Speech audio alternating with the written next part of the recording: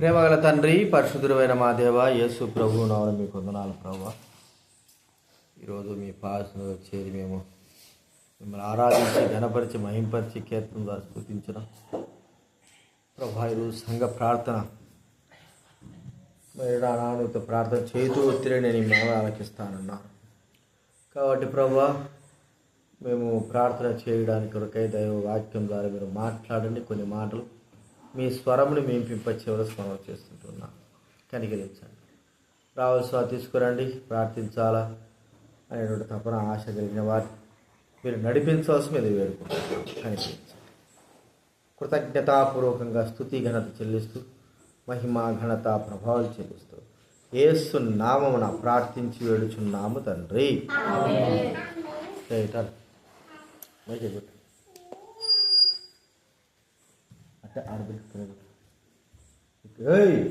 పెట్ట గడబోతుంది, గడప మీద పెట్ట అంతే అంతే అంతే ఓకే. చిన్నగా దేవుని వాక్యంలో నుండి మనం మాట చూసుకుందాం. సామెతల గ్రంథం, దేవుని వాక్యంలో నుండి సామెతలు 15వ అధ్యాయం.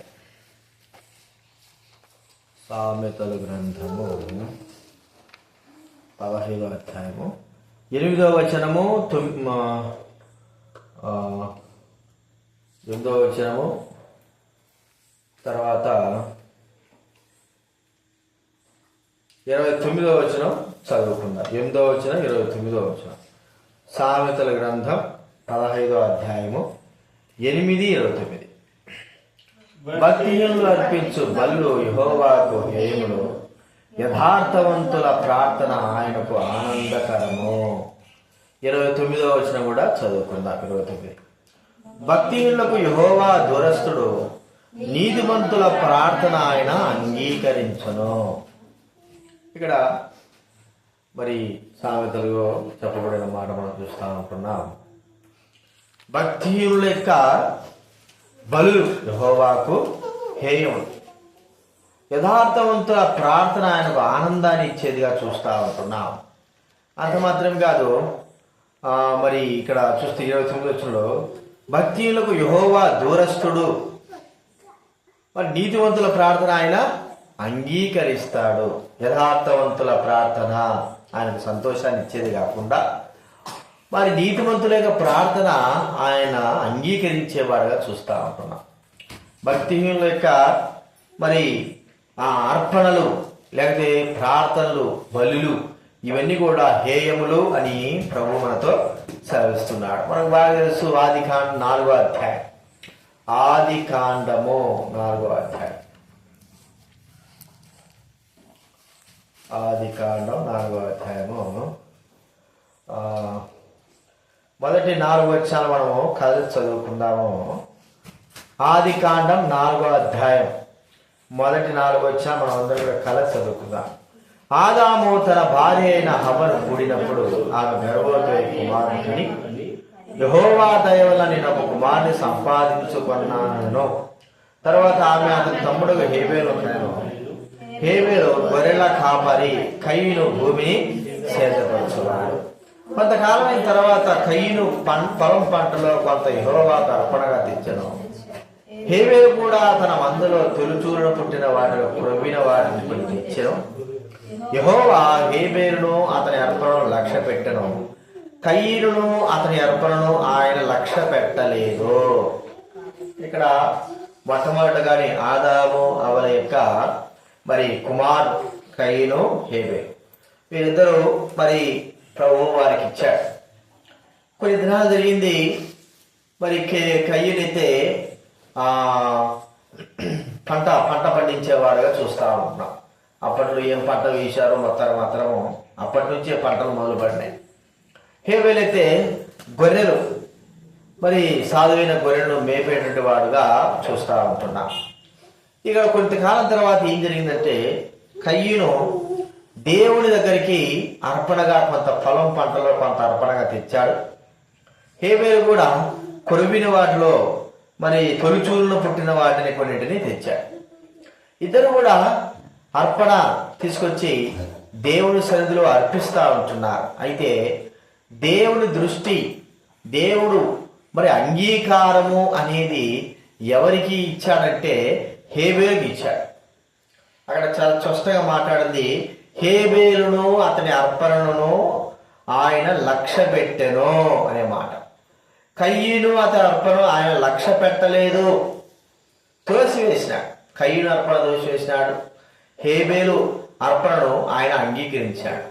చూడండి, ఇద్దరు అన్నదమ్ములే, మరి ఇద్దరు కూడా దేవుడి కొరకై తెచ్చిన అర్పణలే. ఇక్కడ మనం చూస్తూ ఉంటే వాళ్ళ అర్పణలు తీసుకొచ్చి ధూపం వేసి అక్కడ వాళ్ళు ప్రార్థన చేశారేమో, దేవా ఈ అర్పణ అంగీకరించు, మరి లేకపోతే ఈ యొక్క కానుకల నుండి స్వీకరించు అని వారు అర్పణలు చేశారు. అయితే దేవుని యొక్క దృష్టి హేబేలు పైన ఉంది.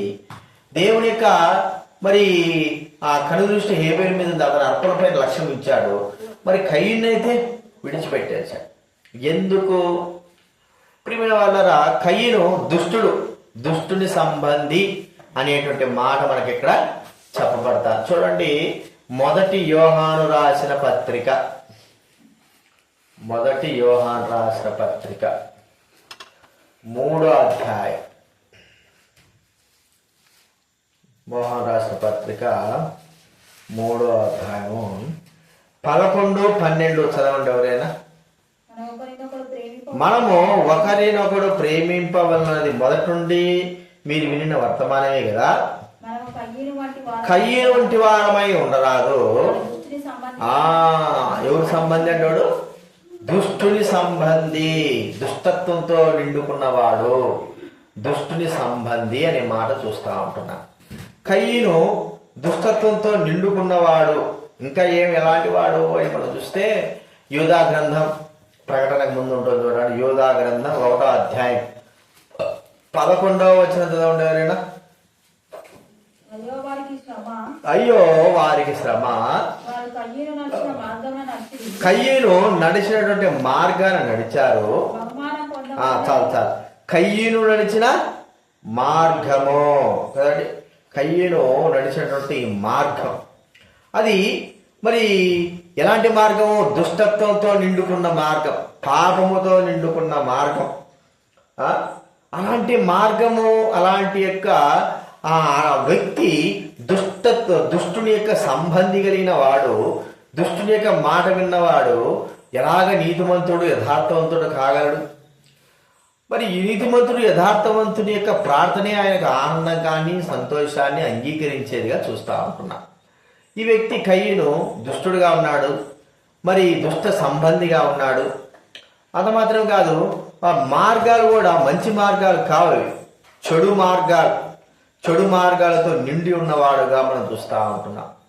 కోపంతో నిన్నవాడు, ఇంకా మనం చూస్తే నరహత్య జరిగించినటువంటి వ్యక్తి. ఇలాంటి వ్యక్తి యొక్క ప్రార్థన దేవుడు అంగీకరిస్తాడా అంటే అంగీకరించడు, ఇష్టం లేదు.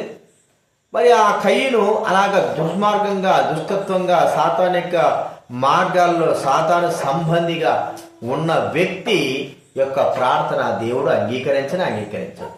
మరి హేబేలు చూస్తే, హేబేలు నీతిమంతుడు కదండి. నీతిమంతుడైనటువంటి హేబేలు చూడండి, ఒక మాట మనం చూస్తే హెబ్రీ పత్రిక 11వ అధ్యాయం, హెబ్రీ పత్రిక 11వ అధ్యాయములో నీతిమంతుడు అని మనకి ఇక్కడ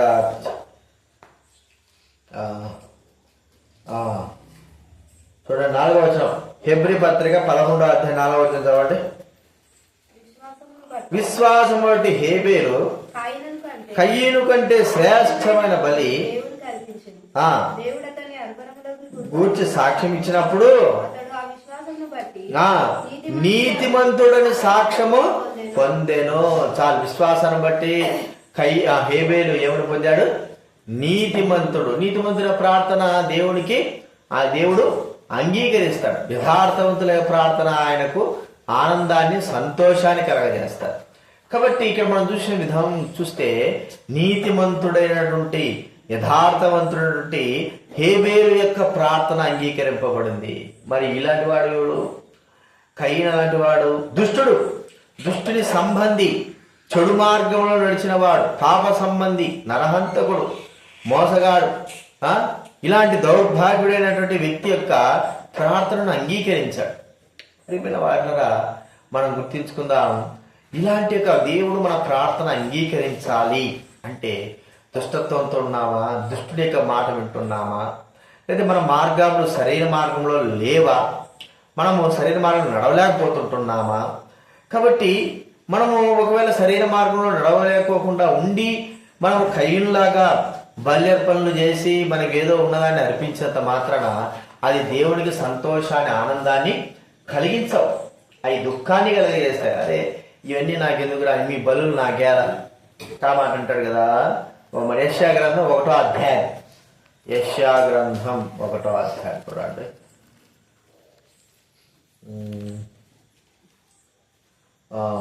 1వ అధ్యాయము 11వ వచ్చిందా ఉంటారు కదా. 11 యెహోవా సెలవిచ్చిన మాట ఇదే,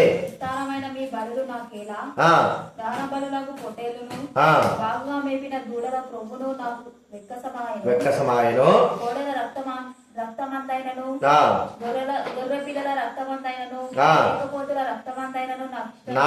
నాకు ఇష్టం లేదు, మీరు వచ్చుచున్నారే, ఎవడు మీ నైవేద్యం వ్యర్థము, అది నాకు అసహ్యము, అసహ్యం పుట్టించును, ధూపార్పణము దానికను తేకుడి. ఎందుకు అంటే కయ్యూని వలె ఎట్లున్నారంట వారి చేతులు, కయ్యూని చేతులు ఏమైపోయినాయి, రక్తముతో నిండి ఉన్నాయి కయ్యూలు. అందుకే 15వ వచనం చూడండి, 15వ వచనం చూడండి ఎవరైనా. 15వ వచనంలో మిమ్మల్ని చూడక నా కన్నులు కప్పుకొందును, రక్తముతో నిండి ఉన్నాయి, శుద్ధి చేసుకోండి, వాటిని తొలగింపుడి. ఏమంటున్నాడు, మీరు చేతులు చాపుతూ ఉంటే, మీరు చేతులు చాపినప్పుడు అంటే చేతులు చాపడం అంటే అర్థం ఏంటి, సహాయం కొరకు, అవసరత కొరకు.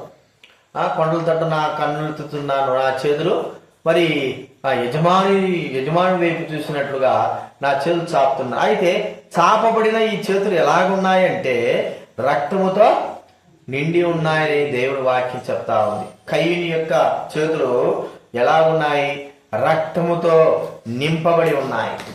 దేవుడు అంగీకరించలేదు, దేవుడు ఆ యొక్క అర్పణ ద్వారా సంతోషించలేదు. చూడండి, మనిషి మరి యథార్థంగా సత్యంగా ఉన్నప్పుడు ఒక గొప్ప మహారాజు మంచిగా కోడలను, కోడి దూడలను 100,000 మంది అర్పించిన, మరి ఏమి లేనటువంటి ఒక బీదవాడు చిన్న ఒక అప్పము లేకపోతే ఒక నైవేద్యం వలె ఒక అప్పము చిన్నది అర్పించినా కూడా దానికి దేవుడు ఎక్కువ విలువ ఇస్తాడు. ఇస్తారు ఇక పడతాయి. చిన్న నైవేద్యము అర్పించినా కూడా అది ఎలా ఉంటుంది, దేవుని దృష్టిలో విలువైంది. మరి ఈ కోడదోడలు 100,000 అర్పించిన వాడు, ధనవంతుడైన వాడు కానీ, రాజులు కానీ ఎవరైనా సరే అర్పించిన వాటి విషయమై ఆయన సంతోషిస్తాడా అంటే సంతోషిస్తాడు. మరి భేదవాడు కదా, ఏమి లేనివాడు కదా అని మనం అనుకుంటే, ఏమి లేనివాడైనా సరే వాడి జీవితము దేవుడికి సంతోషకరంగా ఉంది కాబట్టి వాడు అర్పించినటువంటి చిన్న అప్పం అది దేవుని దృష్టిలో ఎంతో విలువైందిగా ఉంటుంది. అందుకే ఇక్కడ వాడు చెప్తున్నాడు, మీ చేతులు నిండున్నాయి, దేంతో, రక్తముతో నిండి ఉన్నాయి. చాపుతున్నారు, మరి ఏదేదో బలు చేస్తున్నారు, రక్తాలు చూస్తున్నారు, కోడలు అర్పిస్తున్నారు, ధనబలు చేస్తున్నారు, అన్నీ అర్పిస్తున్నారు. కానీ ఇవన్నీ కూడా ఎలా ఉన్నాయంటే రక్తముతో బలి అర్పించడం రక్తం ఉంటుంది, అది కాదు, ఆ రక్తం కాదు, నిర్దోషమైనటువంటి వారి యొక్క రక్తములు వారి రక్తాలతో నిండి ఉన్నాయి. మరి కయ్యూని యొక్క చేతులు ఎలా ఉన్నాయంటే నిర్దోషమైనటువంటి ఆ యొక్క హేబేలు రక్తముతో నిండి ఉంది. కాబట్టి దేవుడు అంగీకరించలేకపోయాడు. ప్రియమైన వాళ్ళని మనం గుర్తించుకుంటాం. ఈ దినాన ప్రభు మనతో మాట్లాడుతున్నాడు.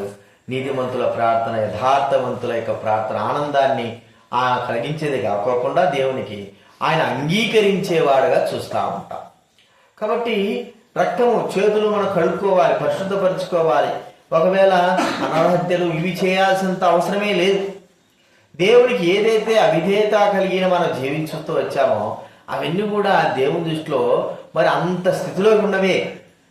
దేవుడు అంగీకరించలేదు, చిన్నది కానీ పెద్దది కానీ అంగీకరించలేదంటే అది మరి దేవుని దృష్టిలో చాలా గొప్పగా ఆ తప్పుని మనం గుర్తించుకోవాలి. నువ్వు చేసింది నేను చేసింది చిన్న తప్పే కావచ్చు, కానీ దేవుని దృష్టిలో దానిది చాలా పెద్దది. మనం చిన్నపిల్లలు ఏదైనా చిన్న చిన్న తప్పులు చేస్తూ ఉంటారు, అసలు అవి పట్టించుకో, వాటిని మనము పట్టించుకో. కానీ ఎందుకంటే చిన్నపిల్లలు తెలియజేస్తారని అనుకుంటాం, కానీ దేవుడి దృష్టిలో మాత్రం చిన్నది కానీ పెద్దది కానీ ఎట్లాంటిది ఎవరు చేసినా, చిన్నవాడు చేసినా పెద్దవాడు చేసినా పెద్దవాడు చేసినా ఎవడు చేసినా కూడా అది ఆయన దృష్టిలో తప్పే. కాబట్టి దానిని బట్టి దేవుడు అంగీకరించడు. మరి ఇన్ని చేశాం కదా అంటే ఎన్నైనా చెయ్యి, నువ్వు చేసిన తప్పును బట్టి నీ చేతులు మలినముగా చేయబడ్డ రక్తంతో నింపబడ్డాయి. కాబట్టి మనం చేతులు చాపి తలపైకెత్తి ఆకాశం పైకెత్తి మనం ఎంతగా ప్రార్థన చేసినప్పటికీ దేవుడు అంగీకరించడు, వాటిని లక్ష్య పెట్టడు, ఆ ప్రార్థనను త్రోసివేసేవాడుగా మనం చూస్తాం. అయితే మనము శుభ్రపరచబడిన వారమై ప్రభు సన్నిధిలో ఉన్నప్పుడు ఆయన మరి హేబేలు యొక్క మరి బలివలి మనం అర్పించినప్పుడు ఆయన ఖచ్చితంగా మన ప్రార్థనను అంగీకరిస్తాడు. ఎందుకంటే అలాంటి వ్యక్తి అర్పించినప్పుడు అది సంతోషాన్ని ఆనందానికి దేవుడు కలగజేస్తుంది. కాబట్టి ఆయన బలిని అంగీకరించడమే కాకోకుండా ఆయన ప్రార్థనను అంగీకరించేవాడు చూస్తుంటారు కదా.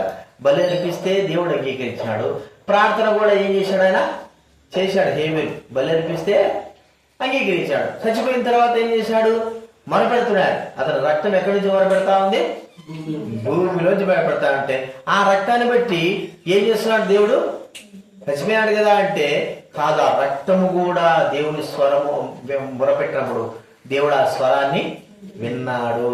అది ప్రాముఖ్యమై.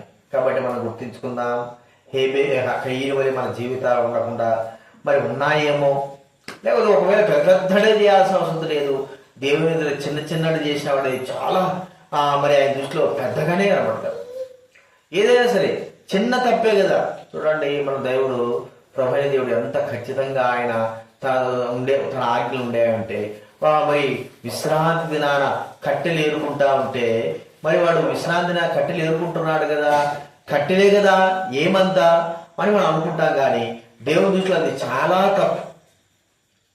వెంటనే వాళ్ళు తీసుకొచ్చారు, ఇలాంటి వాడిని రాళ్లతో కొట్టి చంపండి అని చెప్పేశాడు. కట్టెలు ఎరుకుంటే ఏంటండి అంటే దేవుడి ఆజ్ఞను వాడు ఏం చేశాడు, తృణీకరించాడు. ఏమి శుక్రవారం నుంచి కూడా ఉంది కదా, శుక్రవారం సంపాదించుకోదు, కట్టెలు శనివారం పోవాలా, ఏ రూల్ ఏమనుందా, కానీ దేవుడి ఆజ్ఞను తృణీకరించాడు. అంత మాత్రమే కాదు, చిన్న చిన్న విషయాలు, చాలా చిన్న విషయాలు ఆయన మరి ఆకాను మరి ఆ యొక్క బంగారు కమ్మి సీనారు వస్త్రాన్ని తీసుకొచ్చి తన గుడారంలో దాచి, చిన్నదే కదా బంగారు కమ్మి సీనారు వస్త్రం, అంత పెద్దది ఏమైంది, కానీ తన ఆజ్ఞ తన మాట వినలేదు. ఆయన వద్దు అన్నప్పుడు వాటిని తీసుకొచ్చి తన గుడారంలో పెట్టుకున్నాడు. కాబట్టి దేవుడికి కోపం వచ్చింది. వాళ్ళు ప్రార్థన చేసినా వాడు దేవుడు యెహోషువతో అంటాడు, వాడు చేసినటువంటి తప్పు అంటాడు. కాబట్టి ప్రియమైన వాటిరా మన దృష్టిలో ఒకవేళ చిన్నదే కావచ్చేమో కానీ దేవుని దృష్టిలో మాత్రం ఎట్టి పరిస్థితులు చిన్నది కానే కాదు. కాబట్టి మనం పరిశుద్ధపరచుకుందాం. ఆయన రక్తంలో, యేసు రక్తంలో మన పాపాలు కడిగి పవిత్రపరచుకొని మన చేతులను శుభ్రపరచుకొని హేబేలు వలె మన చేతులను ఎత్తినప్పుడు ఆయన మన ప్రార్థన అంగీకరించి మన ప్రార్థనతో ఆనందించడమే కాకుండా ఆ ప్రార్థన అంగీకరించి మన ప్రార్థనకు జవాబు ఇస్తాడు. ఆనందించిన వాడు ఏం చేస్తాడు, జవాబు ఇచ్చి మనల్ని సంతోషపరిచేవాడుగా ఉంటాడు. ఈ విషయాలు జ్ఞాపకం పెట్టుకుందాం. ప్రార్థనలు మనము గడుపుదాం. ప్రార్థన చేసుకుందాం.